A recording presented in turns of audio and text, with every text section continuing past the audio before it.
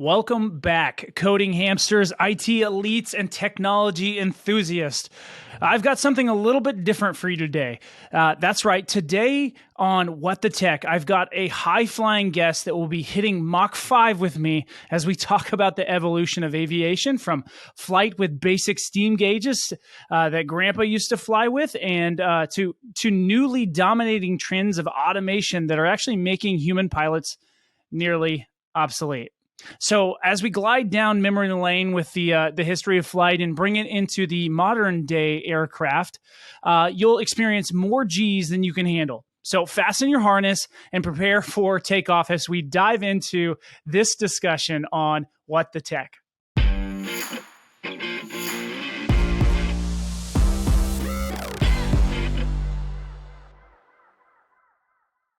Our guest grew up in aviation, studying and experiencing flight from a very young age. He actually received his solo license at 16 and his private pilot license at 18. He actually caught the bug really early because his father actually held many roles, well-respected roles, including flying as a corporate pilot, and as well as a time as an air traffic controller and much more. Now, today he flies for fun and regularly takes local kids up on their first flights through the Experimental Aircraft Association. And he has the envious pleasure of working with aircraft all day, every single day, such as the likes of the classic P-51 Mustang, as well as the usual suspects that we see in our airways today.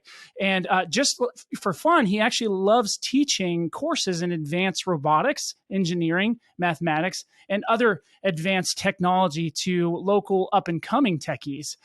So hailing from the far north and the director and CEO of the Fargo Air Museum, I'd like to welcome our next guest, Ryan Thayer, to the show. Hey, Ryan, it's so good to have you on the show. Yeah, thank you so much for inviting me. I'm very excited to have a good conversation today. Yeah, man, it should be fun. And I'm a bit excited to this one. I wouldn't say that I'm as read up on aviation as I probably could be, but I really just am blown away by what we can do nowadays and how far we've come in arguably a very short amount of time when you really just think about, the advancement of technology.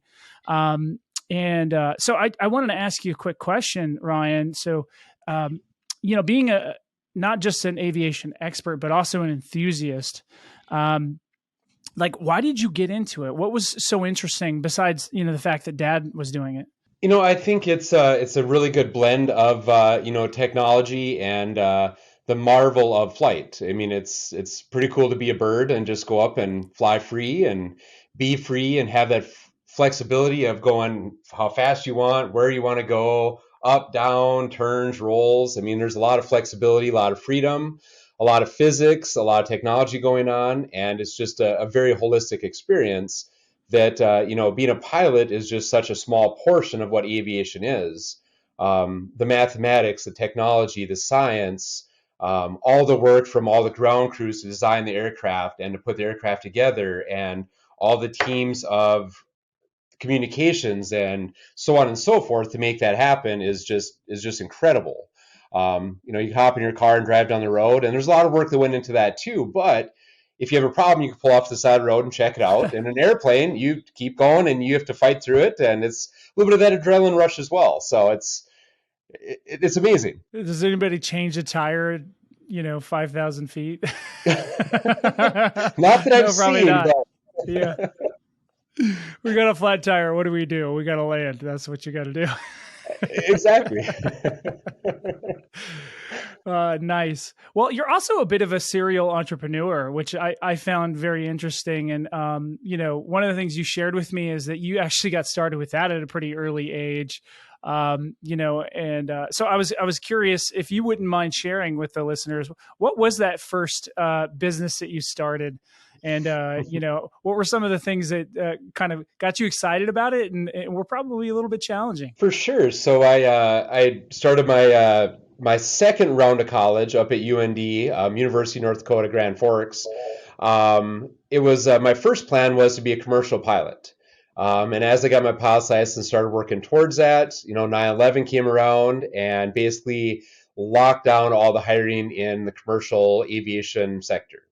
So then I had to kind of backpedal a little bit and figure out what else I might want to do. So I noticed an entrepreneurship degree up at UND that I really was enticed by. So I did what most college students did, and I got a part-time job. I was actually working at 𝗵𝗆𝗀. I think at that time, and this is going to date me, but I think it was $5 an hour. So very, very low pay, and it was a lot of work, and I just got tired of trying to balance work and school. So as I got into my first month of college, I decided to go door to door and sell snow removal. So I brought up an old truck from the family farm in South Dakota and put a snowplow on it. And I went door to door asking people if I could plow their driveways for the winter. And then as I went through my freshman year of that, I moved into the spring and didn't know what the heck I was going to do then. So I started doing drywall and basic carpentry, handyman services, and built my second business out of that. And both those companies paid my way through college and ran them for another year afterwards and ended up selling them. So it was very exciting to run your own company while you're taking entrepreneurship classes, because the professor would say something. It's like, well, yeah, I know. I'm right there. What's the answer? And I'm right on the edge of my seat wanting to hear the answer. Where a lot of college students just sit in class like, yeah, whatever, that's just another course. But for me, it was much more engaging to try to figure out what I needed to do to continue to grow and build my business and make it more efficient. So it was very unique and very interesting situation that, worked out very well, and I thoroughly enjoyed it. Yeah. I remember listening to that the first time you shared it, and I was like, it's really fascinating, because not everybody gets to experience that. I've known some kids, my son included, that have, started companies and, been founders of things. And it really is rare, these days, just the initiative and the fact that, you kind of get out there and you just got to do it. Right. And here you are, you're in school at the same time trying to be like, okay, I need the answers now, because I'm in here and I'm doing it. So honest opinion, I want to ask you, because, you're in the industry. What did you think of the new Top Gun? I have to say, I have not yet seen the new Top Gun yet. Say what? I've watched the first one uncountable times, but I have yet to make it to see the second one yet. Nobody's going to be able to handle that. Ryan, what's going on, man? You must be too busy or something. Well, yeah, it's partially busyness, and then it's like, well, I'm going to get to the theater because I have to see it in the theater because of the sound and the video and stuff. I have to see it in the theater, and then it's like, oh, it's already November, and it's not in the theaters anymore. Well, plan B. Yeah. I'm sure it's in some theater. Do you guys, I assume you have theaters in North Dakota, right? Yeah, once we dig all the snow out around them, then Well, let me tell you, my personal experience with it, and I watched it the first night it came out. It was, in my opinion, and I love the first one. I love the first one. I think it's better than the first one. Really? It's better, especially the fight scenes. Better. Yes. I was blown away at how good it was. And of course it's not blurry.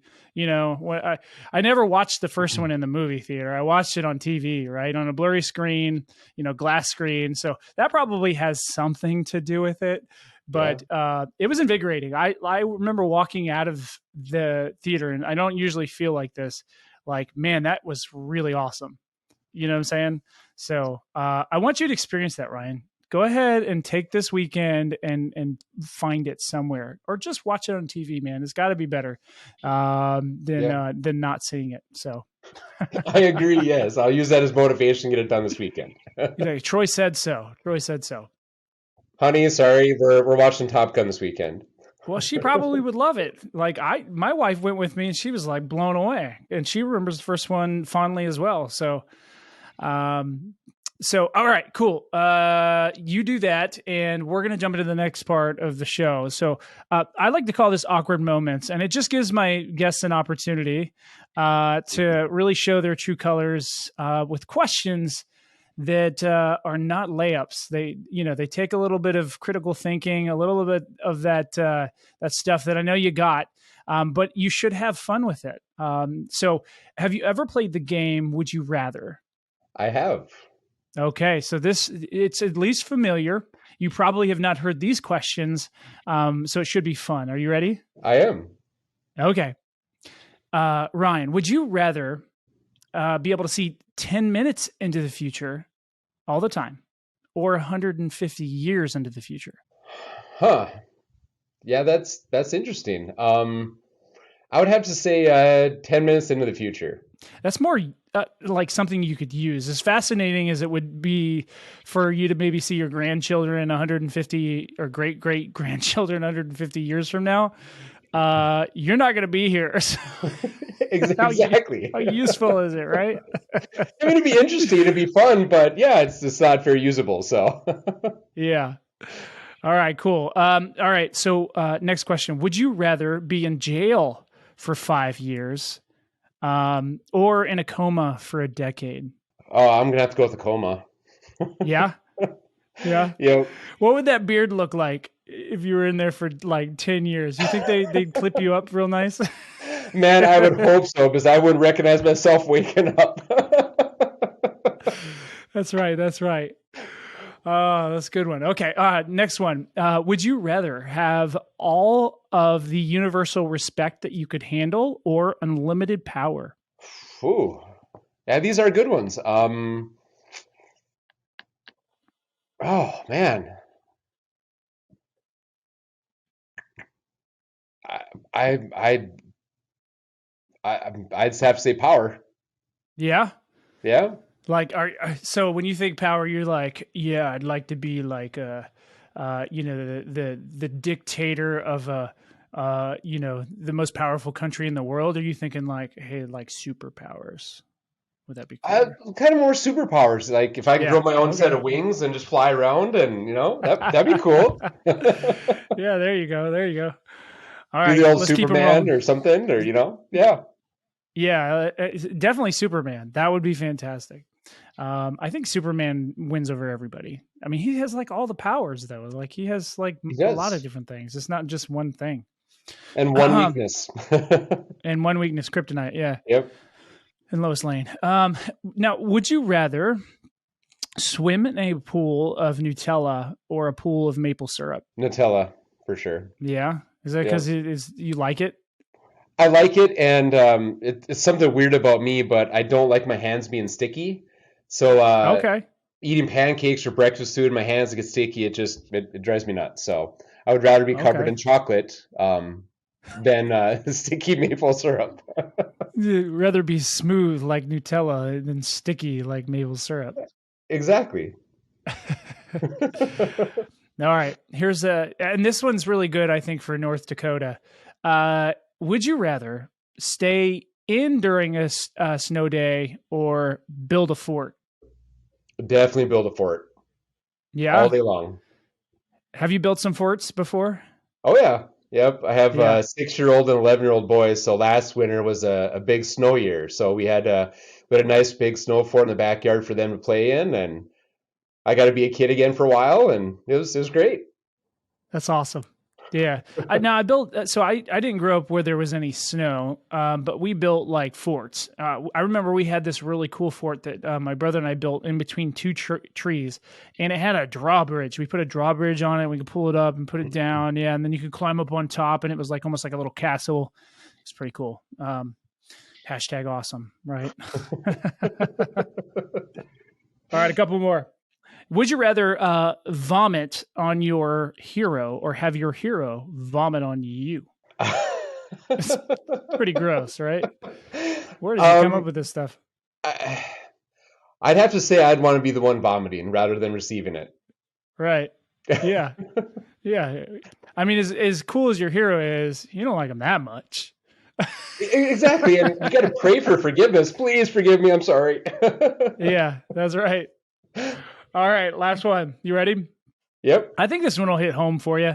I know that I have my own opinion, but so would you rather fly a fighter jet, and any fighter jet you pick, or a spaceship? Oh, I know, because you actually are thinking of a fighter jet you'd like to fly in, right? I am. And the downside is it's not a spaceship. Exactly. I'm going spaceship. I'm going spaceship all the way. Yeah. Would you go out to the stars? I know my wife and I talk about this, and she's like, I have no interest. She wants to see what's at the bottom of the ocean. I'm like, I want to go see what's out in space, man. That sounds way Oh, more yeah. cool. Yeah. But I do think she's right. She always says, we don't know what's at the bottom of the sea. And I think she's right. I don't think we have any clue. I think there's a lot of stuff down there. We might know more about space than we do about the bottom of the ocean. You're probably right. You're probably right. Yep. Easier to see. For sure. All right, here we go. So let's get serious. Okay, serious face. Come on, give me your best serious face. That's pretty good. I like it. All right, so you're really kind of, I guess, aviation royalty in a lot of ways. You know, you've got, you know, your father was in it. It's definitely multi-generational enthusiast. So you got it honest. Tell me, really, how did that happen growing up? How did that happen for you? You know, it was kind of a funny story, is a unique story, I guess, more so than funny. But when I was born, my dad was a charter pilot. So we had to take the charter airplane and do something with me while my mom was at work. She was a pharmacist. So she had to find something to do with me. Well, they lived about 60 miles from my grandparents.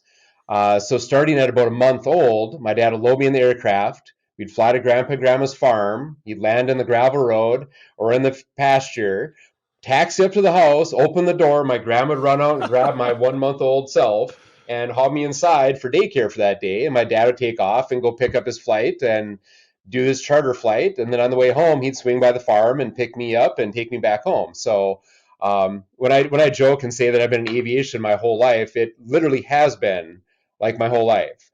So ever since I could think for myself, I've always watched my dad fly and watched his passion for aviation. And we grew up here just north of Fargo, and we have a big Air National Guard base. So we have F4s flying, F-16s flying. So being a kid outside, watching the F-16s and the F4s do drills and takeoffs and rolls and loops right above my house all day long every day was just an absolute dream come true. And then spending time in the air with my dad too. So it became almost a sick passion, if you will, where I would sit there and I needed to figure things out. So I'd take things apart and figure out how they worked. And then I would research and study aircraft. And I used to be able to tell you cruise speeds and weights and wingspans and model numbers and manufacturers of all the commercial aircraft and fighter jets. And it was just a lifelong passion hobby for me, just to study and learn and know as much as I could about it. And then taking it up the air with my dad and saying, what does this do? What does that do? And, you know, taking the controls and playing with it. So it was very, very immersive. It was pretty much my life growing up. You know, doing a little bit of farming and then aviation was just what we did. You know, farming and aviation don't feel like parallels to me. You know, that's kind of an oddity. So I totally respect what you're saying, but it sounds to me like it's so far, you know, different. But I think it's fascinating to me that, you know, the family, you've got a lot of probably farmers in the family, and your dad is in aviation. Like what's, you know, spurred his passion for it? Like, how did that happen? I'm curious. So he kind of got lucky, if you will. He was Air Force, and he was Okay. a radio operator. And when he retired from the Air Force, he's like, well, what do I do now? And so he started going to college and taking some of his courses. And one of his buddies goes, you got to take the SLUF class, Easy A, Intro to Aviation. You just sit there and listen to some guy babble, and if you listen to him and you're there every day, you get an automatic A. Why don't you go do it? So he took the course, and he didn't realize that it was also a pilot's license course where he's actually going to do flight training. And he's going, well, what's this all about? So he actually started getting interested in it, and then he found out what the cost was, and he's like, oh, well, never mind. And his professor was like, Steve, you have the GI Bill. You can get a majority of your flight training paid for. You should pursue this. And that's exactly what he did. He got his pilot's license and started doing flight instruction, and then he actually went into crop dusting, aerial applicators. So there's a very strong parallel to farming and aviation. There is, yes. I forgot about that one. You know, do they even need that anymore? Do they still do that? Oh I'm not yeah, even sure. They do. Okay. it's See, that's really big so far business. removed. Yeah. Because Well, that traditionally we drive sprayers over the crops, we drive tractors over it, and once corn gets up so high, you're just going to crush it and bend it and snap it. yeah. So you got to have really skinny tires and pay for specialized equipment to get in there, or the big fat flotation tires, but you're still driving over your crop. Right. And there's a lot of root type vegetables and crops that we grow that you don't want to drive over. So aerial applicators. And then two, with kind of probably pre-leading the conversation a bit, but with technology and the connectivity between the planter and the combine harvester and the spray planes and the ground sprayers, you can see in each individual field where they need more potash, or where they might need some more Roundup on the weeds, or they might need more fertilizer. So they can fly over and spot spray a lot more effectively without having to drive all over the field and hit different spots. That's incredible. I didn't know they could do that. Oh yeah, yeah. So when the planter puts it down, it knows exactly how deep it was, how the soil conditions were. And as the spray plane or the sprayers do it, they know exactly where things were planted, if it was wetter or drier, and they can adjust and do everything real time. And then as the harvesters come in through, they do the same thing. The whole map is on there, shows a planting, where it was fertilized, where it was sprayed, and everything's uploaded into the harvester. And he's watching. Well, where you sprayed, you got 5 extra bushel an acre. Where you didn't, you lost 5 bushel an acre. And here's a wet spot in your field. You should try to put some drainage in here because the yield is 20 bushel per acre less here, and it's just too wet. So that technology is in farming and in aviation, kind of merging together to make our crops more effective. Well, you're hearing it here first because I'd never heard of it before. Like I watch a lot of, I probably watch more documentaries than anything because I just love to learn new things. And I had no idea. We should contact somebody about that, Ryan. We should. People need to know. Well, they're finding out now. Yeah, yeah. Well, that's great. So your father came, out of the military. He went and got his license almost like accident. Yep. Found out that it was really a passion for him. Has a boy, teaches his boy how to do it. Like that's really cool. I mean, I don't think of North Dakota as like, a headquarters for any sort of aviation. But I know that there are, some bases up there, and like you mentioned, Air Force bases and things like that. So, I think there's opportunities anywhere. And I know that you're working a lot with kids nowadays to kind of educate them and things like that. But before we jump into that, because I do have questions about that, I wanted you to kind of give maybe some perspective to, aviation as an industry. Like, even in the time that you've been in it, right? There's been a lot of change, right? Right. And we were talking a little bit about how it's moving more towards automation. And there's something pure about somebody going up in a plane and flying the thing and and all of that. But a lot of that, especially with commercial flight, is starting to go away. Is it not? Yeah, it's.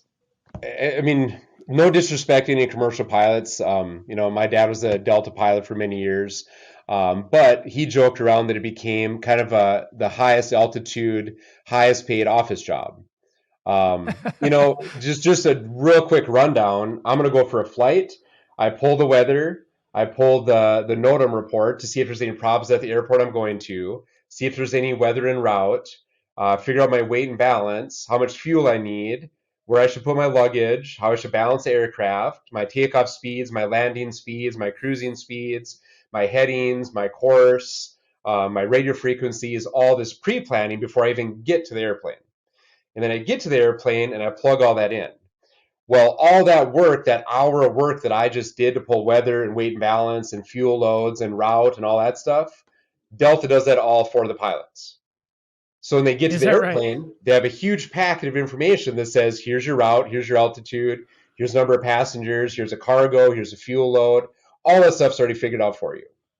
So you get in the airplane and you just punch in where you're going, how fast you're going, how high you are, all the parameters of the flight, and then you just hit enter and it's all in your system.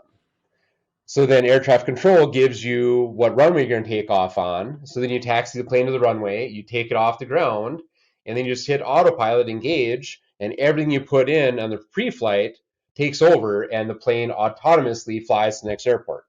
It'll fly the routes, it'll fly the altitude, it'll fly the speed, it'll fly any parameter you want to really set on it. It'll take you to the destination, and it'll go as far as even landing the plane autonomously and stopping at the end of the runway, where you shut the autopilot off, taxi it back to the gate, and shut the plane down, let your passengers off. So most of the time, pilots are really handling the takeoffs and the landings, and then managing the systems in the aircraft. So extremely autonomous. 20 years ago when I first started getting into my own flying career, we had maps. I mean, we had 4 or 5 foot square maps. Right. That was all the radio frequencies, the airports, the hazards, the runways. And we had to pull maps out and navigate off a map and look down at the ground. Oh, yep, there's a river. There it is. And figure out where we're at. And everything is very, very manual. All the instrumentation was based on air pressure, whether it was static air or ram air, pressure differentials, triangulating radio towers, and that's how we navigated. But now with GPS and with all the technology, it's very autonomous. And there's a few companies now that even have a panic button in the aircraft. So if I'm flying with my wife and I become incapacitated for some reason, she doesn't know how to fly. She's ridden with me, but she can't put a plane down on the ground. So all she has to do is push that little red panic button, and the plane will divert, automatically land at the next airport. That's insane. So go back, 20, 30 years ago. It wasn't that different from, Christopher Columbus coming across the way that he did, or the Vikings, or it really does. Like you were using maps, and you were looking down at in that case, you were probably even looking at, the stars sometimes if you had to like orient yourself if you got lost. There's probably a lot of things that were very similar. And nowadays, the technologies with GPS and all the other things are really starting to make it almost like unnecessary to have a pilot, which makes me kind of sad. For sure, yes. Who's going to talk to me and tell jokes before we take off if that goes away? We could get a robot up there, right? Telling jokes, but that's not the same. It's not the same. They make me feel good inside, Well, there's kind of a standing joke with some of the old school pilots from 40, 50 years ago, where you're flying along and you get lost and you have no idea where you're at. Well, you find the closest town that has a water tower, and you just circle the water tower until you can read it and you know where you're at. I think that was our GPS lookup 30, 40 years ago. Just, there's a town, let's see what town it is, and you just fly around it. But now it's iPad, iPhone, GPS, ADS-B. There's technology like crazy where you just go, where am I at? And it shows you, where do I need to go? Click, and it takes you there. It's incredible. That really is incredible. I've always had a question that I've never had a chance to really ask a pilot. So the cell phones, how big of a disruption are they if you've got, 200 cell phones on while you're trying to fly one of these things? Do they really mess anything up anymore? Or was that something that was like a 10 years ago problem? There's always a concern that it could cause a problem in the aircraft. I've never, ever heard of a time that it actually has. Okay. But I think it's more of a safeguard more than anything. But I mean, it's cellular technology. I guess the biggest problem is cellular technology develops a lot faster than the FAA tests those technologies. And I think that's where we run into the problem, because if Apple comes out with a new antenna and it sends out a different frequency, it could affect the radios, but that technology comes out so much faster than the FAA can actually run tests on it. So it's kind of a blanket statement. We don't allow cell phones, and that's just kind of a safety. Yeah.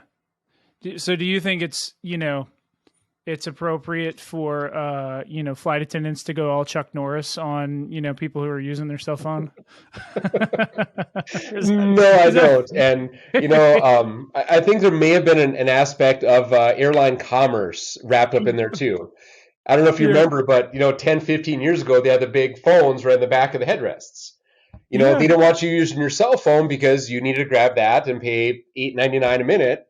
that's And it right. was kind of a revenue generator. Sorry if any airlines are listening, but Everybody knows. It's no secret.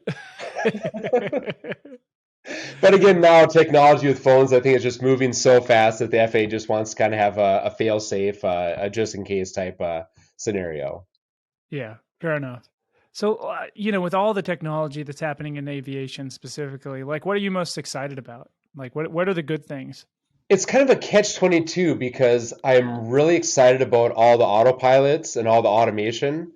Oh, Um, you're not so old school that you're like you don't appreciate it. yeah, exactly. So that's kind of the Okay. balancing point where I'm a purist. I like to fly. I like to drive. I like to be in control. I don't want the plane doing anything that I don't want it to.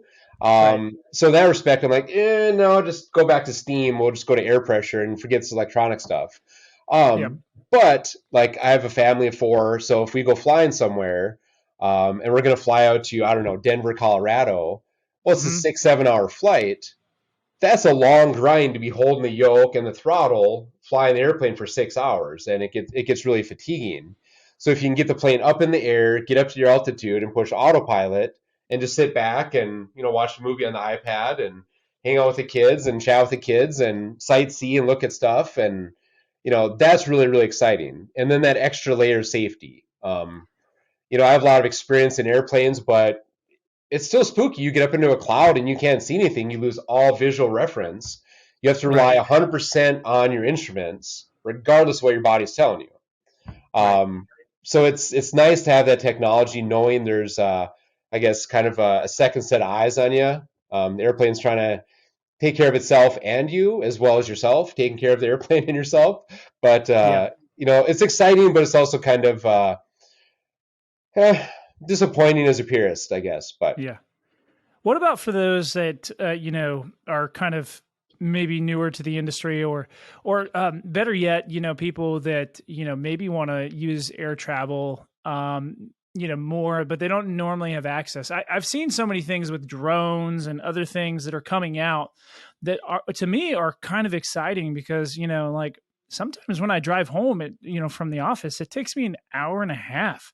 I mean, how cool would it be for me to get in my own private aircraft of some sort and be like, like park in my driveway, or like Uber, or like even sort of scenario. I think that that is not that crazy of a future with where we're at. not at all. And again, with autonomous driving cars and like Cadillac Super Cruise, and Tesla, I believe, has some type of autonomous driving feature.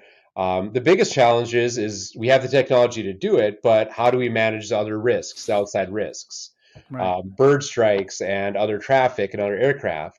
The good news is we have a newer technology that came out here pretty recently. It's called ADS-B, Okay. and it has ground towers and towers in the aircraft. And you go to like ForeFlight or Flight Tracker, and they use the ADS-B technology. So you can see what airplanes are flying over you, their altitude, their tail number, their speed, and their direction. And that's really, really, really beneficial in aviation because before this technology came out, you had radar and your sight of vision, your sight. So if you're flying along North Dakota headed to Colorado and there's 5 airplanes in front of you, you're Okay. not always on the same radio frequency, so you're not talking to each other. And really, you were just sitting there watching out, hoping you didn't run into another airplane. But now with ADS-B, it tells you where those airplanes are at, if there's a collision conflict, if they're at the same altitude, what speed they're going, what direction they're going. So that's really kind of the building blocks to continue building towards this autonomous future. And as a pilot flying around North Dakota, I mean, we have a lot of spray plane pilots, a lot of local rural pilots. We have airliners, we have military drones. And everyone has their own mission. They're doing their own way of doing things. So to be able to hop in my airplane, have my iPad up on the screen, and see all the airplanes in my area, I can now manage my own distance from those other aircraft and manage it safely that way as well. But I Yeah. see the next Now, step being that could be autonomously built into the GPS for the plane sees those and avoids them for me, so I don't have to watch this closely. Yeah, because I just took a 9-hour drive to Tennessee, and that's a long drive. You get kind of fatigued and tired, and flying is probably similar, and so having some of those autonomous systems, maybe you still retain some of the purest opportunities, right? That you can still fly your aircraft and have a good time because, I think cars, I enjoy driving my car. I have a nice car. You were talking about the Cadillacs, I have a CTSV. It's got 640 horsepower and a lot of technology. You do? Yeah, I do. I love that car, man. That's the next one I got to buy. That's my next dream car on my list. Yeah, so I got the last one that they made, the last CTSV. Had it for about 3 years now, and they got the Blackhawks now, or sorry, Black Wings, not Blackhawks, Black Wing, that they've got a little less horsepower, but some of them are all-wheel drive, which I think is pretty awesome. Oh yeah, yeah. So, but yeah, so huge Cadillac fan, and what they're doing with their Super Cruise, is pretty cool. And Tesla's been doing it for a while, but seeing, obviously airplanes are a lot more dangerous, I think, than cars, not because of the machine, but because, of potential air and hazards. You think about it, you're thousands of feet or hundreds of feet up in the air. That's just plain more dangerous because, something goes wrong. You don't pull over to the side of the road, as you mentioned earlier, like something really goes wrong. And so having some of those safety features make a lot of sense. And I think you could probably get more people interested in flying if they felt like, if they weren't doing something right, that the machine, could make up for that. I don't know if you would agree with that. Yeah, for sure. I talk with a lot of kids and talk a lot of career options and stuff, and it's aviation literally is safer than walking across the street in a mid-sized city of 400,000 or 500,000 people. Right. With the FAA and the research they do and the approval process, and with the flight training process, and now the level of autonomy, it's a really safe sport, transportation method, whatever you want to call it. I like it as a sport, but it is very, very safe, and a lot of respects safer than cars. But if you get caught not knowing what you're doing, it gets hairy quick. You're always ahead of the airplane. You're not reactive. You definitely have to be proactive. Well, would you argue that the reason why it's safer is because the people that are doing it are primarily more prepared, responsible? There's better maintenance done on those vehicles. There's less congestion. I think there's a lot of factors there that make it safer. It's obviously safer to do a commercial flight than to get in your car and go to work every single day. The statistics prove that. And I think it's all the fact that, there's less intangibles in those scenarios because they've kind of checked the boxes to make sure that, like how many times have you been delayed on a flight because, they're replacing something or they're not going to take off because, a light's on or something's not correct. I get in my car every single day and I'm like, light? Okay. No big deal. We'll see if we can get to where I'm going first, right? Like you can't have that mindset when you're in aeronautics, right? Correct. Yeah. And it's just double checking, triple checking, and it's just preparation and staying ahead of the airplane. And if something's not right, you don't go. Yeah, I think that's the secret, is that there's just so much more thorough preparation that's happening on those, because there has to be, like, there's just this belief or fear that we've have to, diminish because it's dangerous. I mean, look, rocket fuel, or excuse me, airline fuel is way more combustible. It's like, these machines are heavy. How do you even get them off the ground? I understand how all of it works, but they don't look like they should be able to fly. Let's just put it that way. But you get this giant thing up in the air, and I can imagine it would come down like a rock if you weren't taking care of it properly. So I think that has a big part to do with it. I was curious to find out from you, like, of a layman like myself, what are some common misconceptions, that you kind of address when you're talking to kids or just people that don't know things, or people that are interested in getting into flight? Like, what are some things that you typically deal with? I think the first big one, and we've kind of hit it on already, is the safety factor. You're up flying and you're at 15,000 feet. I mean, you're 3 miles up in the air. Your engine dies. You still have wings. You still have a tail. You still have a rudder. You're still inside a warm cab. Like, you That just doesn't make me glide feel down. better. You just glide on down. You're still flying, Yeah. and you just manage your airspeed and your lift, and you're just fine. You hit a bird. It might take your wingtip out, but you can still fly. You just have to step on your rudder a little bit more to keep it straight. Yeah. They're very, very robust. They're very lightweight, and they're very, I guess, fragile, if you will. It's kind of like the soda can. If Yeah. it's intact, you can stand on this. 200 pounds on it, it'll hold it. It'll same thing with the aircraft. But you put a little dent in it and you stand on it. Now it's weak and it could collapse. But these planes are built and safety tested that they could take a beating, lose an engine, a fire can start. You can put the fire out, shut the fuel off. It's very hard to really do something dumb in an aircraft.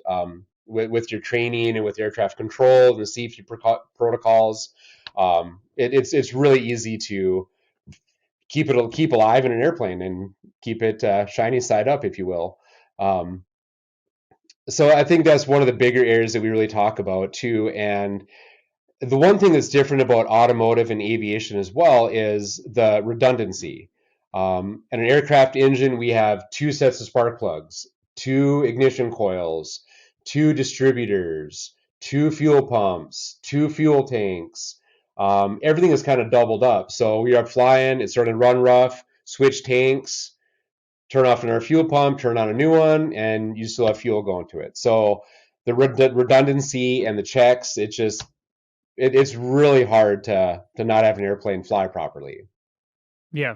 That actually gives me a lot of, I guess comfort, knowing that I didn't know there was that much redundancy, that you had like multiple different things, for the plane like that. So that's something new I learned. Um, So let me ask this. I always like to kind of bring it full circle. I know you're educating kids and you're doing cool stuff with robotics and other things, but when you're talking about aviation specifically, and you're talking about people that are interested in flying or currently fly, what are three things that you typically kind of share with people that they should be doing or thinking about? And then one thing that you're like, hey, like this is a common misbelief, or you shouldn't be doing that. Or you should avoid that like the plague. Well, I have a really long, very diverse background in my career, and I think the very first thing I tell kids and anyone looking at getting into aviation is, first and foremost, follow your passion. What gives you satisfaction in life, what makes you feel pure and accomplished, and chase that. And you need to follow a passion, and I think that's the best career advice I can give.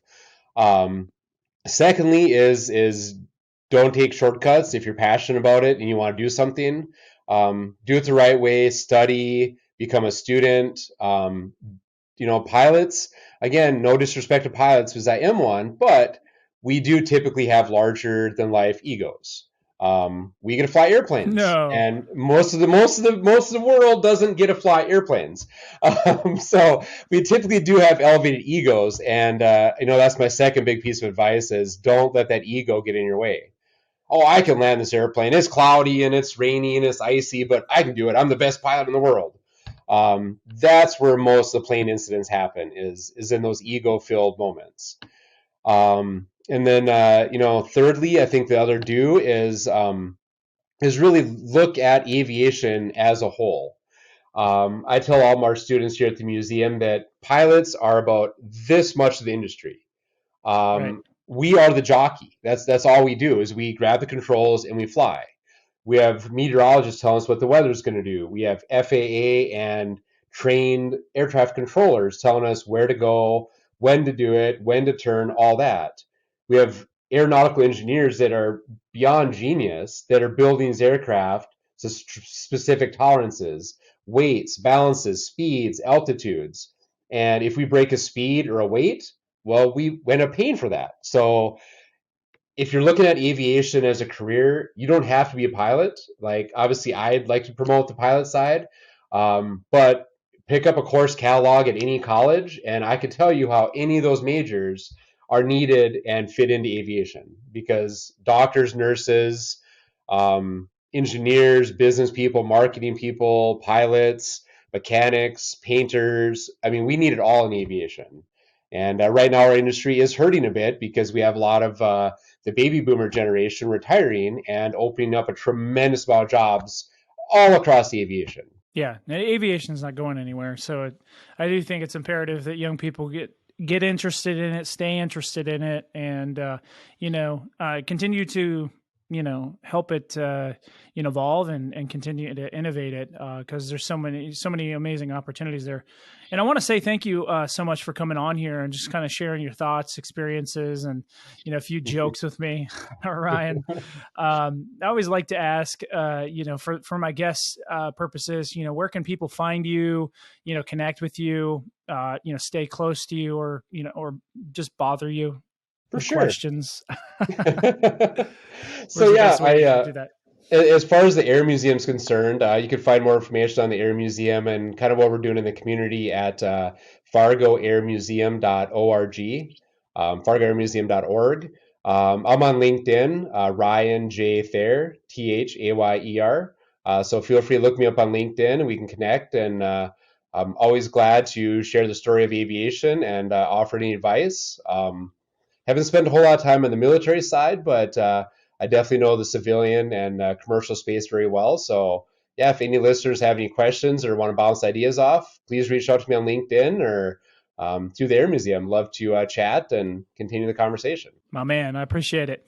And make sure you hit that like button, and if you're so inclined, hit the subscribe button to stay notified of future episodes of What the Tech, where we're always talking about new and interesting things in the tech industry. So thanks again to Ryan for his time today and his insights. It was eye-opening and educational for me. So thank you so much. You're welcome. Thank you. All right, brother.